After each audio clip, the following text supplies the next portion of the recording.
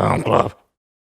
One wiener Next to another wiener party. Thank you very much for joining us. An episode of Film Club, or for a wiener party. Every single week in Film Club, we invite you along to watch film with us. We dive into some of cinema's best by coming back here to talk it out. I'm one of your hosts, Andy Harrison. To my right, Mr. Wiener Party, Annie Dalton. Nice and soft, not erect. Wiener party. By the time this goes out, we'll be like a day away from Game of Thrones ending. Wow, there we go. There we go. So, well, yes. This week, we're taking a look at Her. Her by Spike Jonze. Jonze? The Spanish way of saying Spike Jones. How long have you been keeping that one? I just saw it there. I just thought about it. Spike Jones in his fourth, fifth or something directorial film. Give us a rundown. What's Her about if someone's never seen?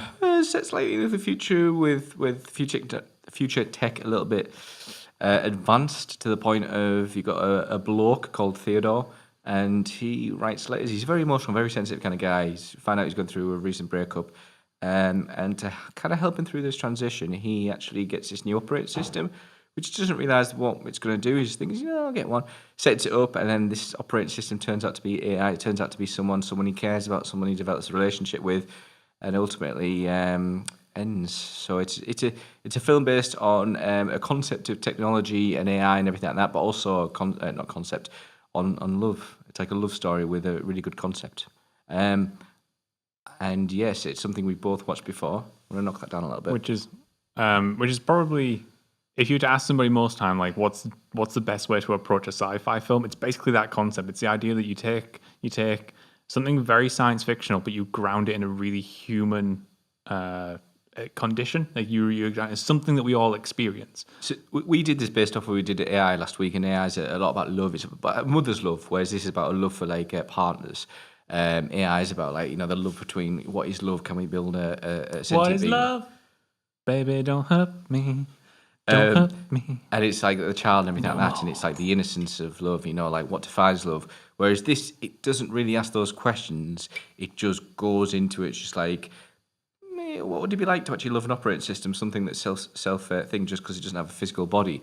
There's many other questions that obviously goes into as well.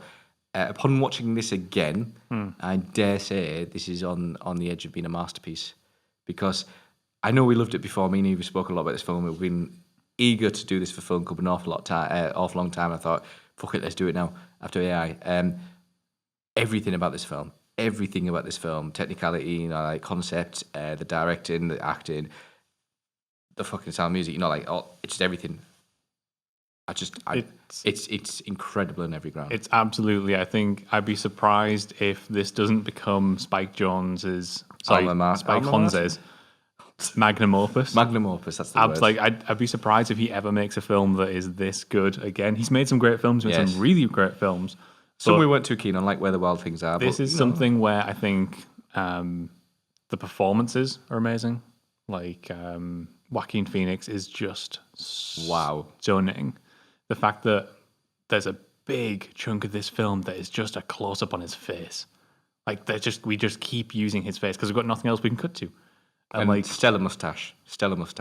And like, if I'm honest, that's why I watch the film again, just because of the mustache.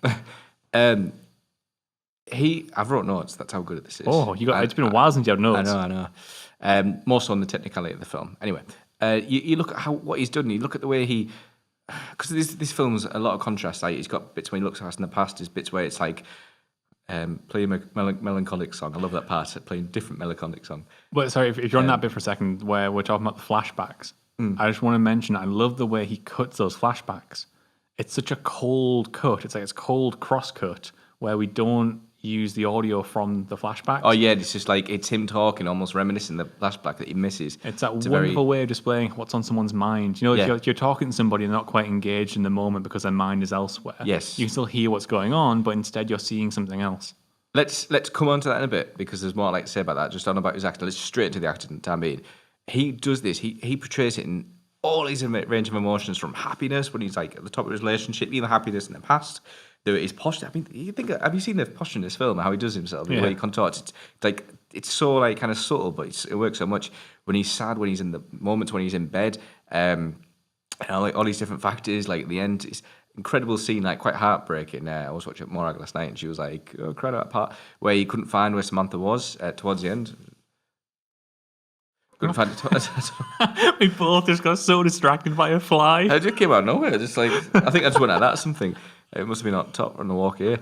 Anyway, and Professionals through and through. there's a fly. Yeah, so it's the way he was in that scene. He's just like he's distraught. You know, he's like this, and it turns out she's absolutely fine. But it's like everything about him, and he just does it like. You're so you not only like believe him every part of this film, but you're so invested in his character. And it could be down to the director as well, and the writing. You invest in his character. You invest in everything about him. A really good scene. He's like, other great actors, acting as well. But like when he's talking to Chris Pratt and his girlfriend, he's like, "Oh yeah, I'll take your girlfriend." She goes, "She's an AI, you know." You can see his hesitance in that delivery. Chris Pratt's just like, "Yep, Sam, bring her over," and then he's just like, "Oh," and you see that little like joy after. Well, what I love about it though is that. His character, Theo, in general, is a very subdued, reserved guy. Yeah. So he has to layer all those reactions, all those emotions right down. He has to push it really in this subtle, small range. Yep. Where micro adjustments have to be made Yep. instead of being big and boisterous. And you can see that like little curl of his lip and everything like that just behind it. And I'd say this is one of his best, if not his best film. Much like we were saying before, like he's absolutely stunning as a performer. Yeah. And Scarlett Johansson to do this with no body language and everything like that, and to portray those kind of emotions just in her voice alone. It's one of my absolute mic drop favorite, just pure voice performances Yep. I've seen in any film ever. She just absolutely nails it.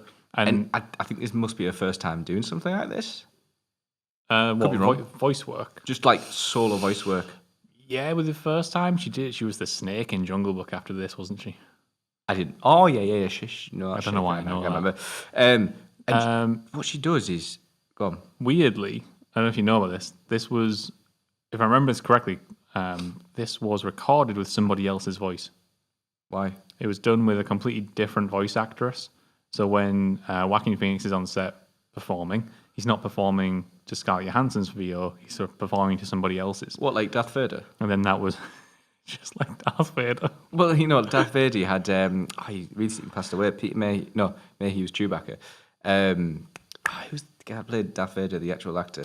The physical actor. Yeah. I can't remember his name. Basically, he's the guy who wanders around and he goes to name. Comic Cons and stuff, and he's like, he signs. Do you see this? But he signs sheets and like autographs as Darth Vader.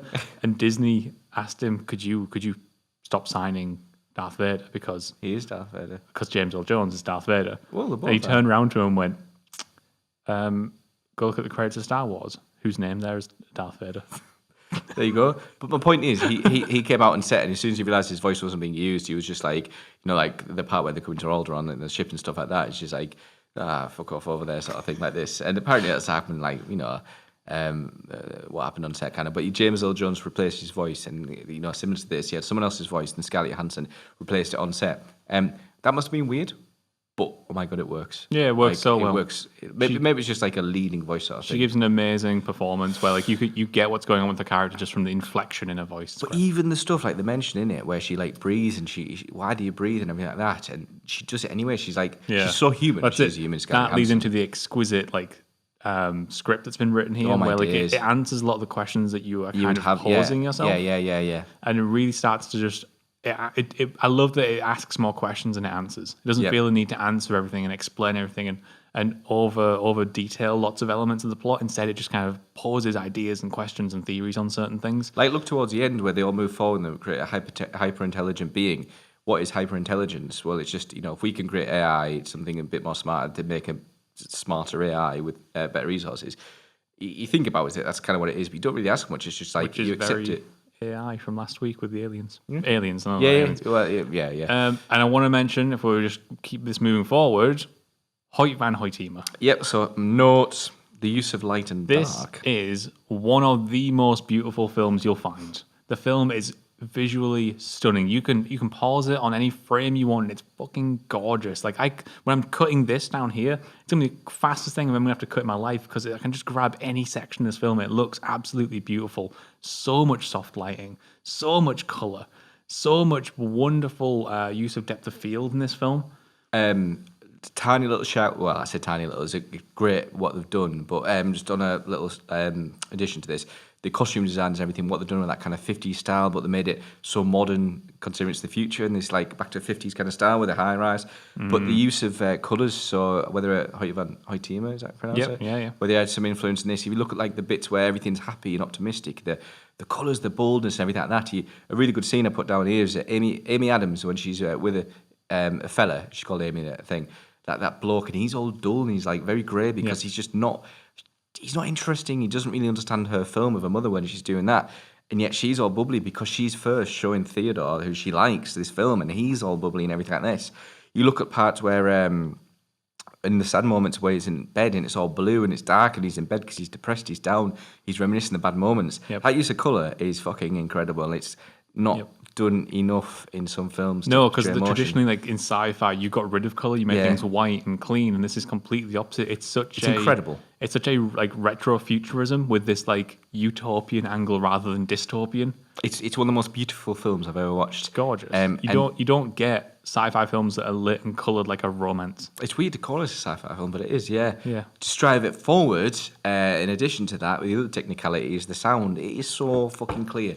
It is so damn clear. Like, unlike my voice when I leant back there, it's incredible. We're going about the Scarlett Johansson's voice. We're going about like the audio in general, but just the use of silence in this film, the use of silence to portray the emotion, everything like that, is a really good scene towards the start of the film where he's reminiscing, like you said, when he's got the flashbacks, and you're having the incredible score by AHAI. I'll go on about in a second.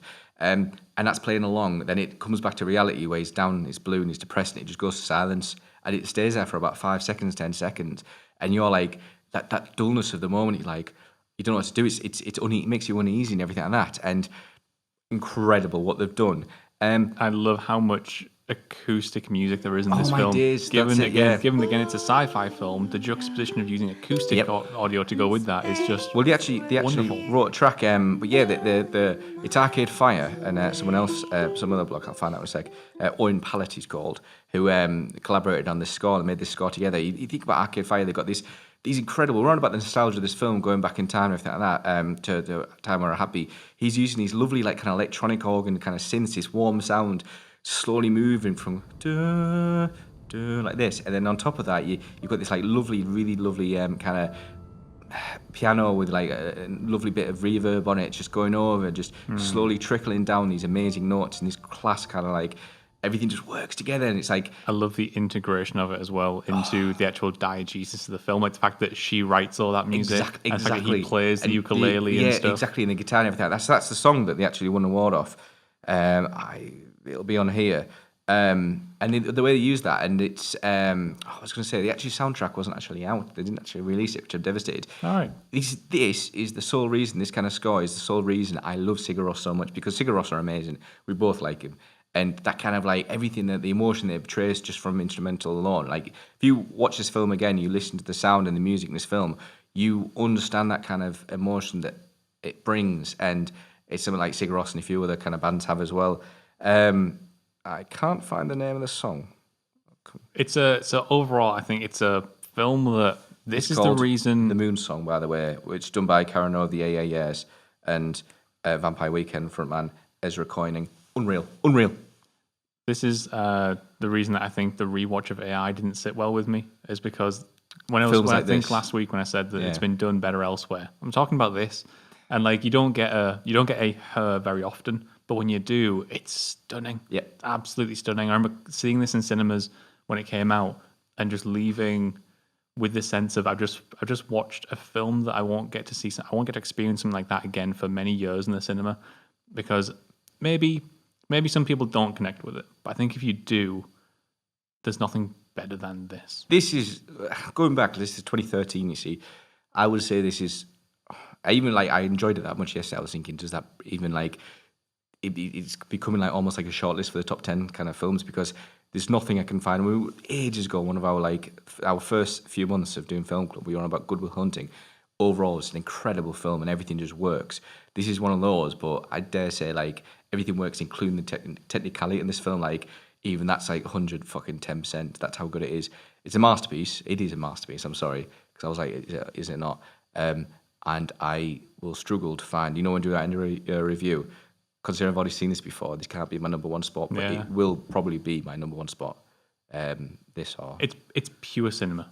It uses every element of what makes cinema great, and it just clicks. Every element of it clicks. That's what's so good about it. this has been one of the best films I've watched doing Hall of Film. Love it. So anyway, there is her. You can let us know in the comments below what you think of her, or you can hit us up on Twitter, as always.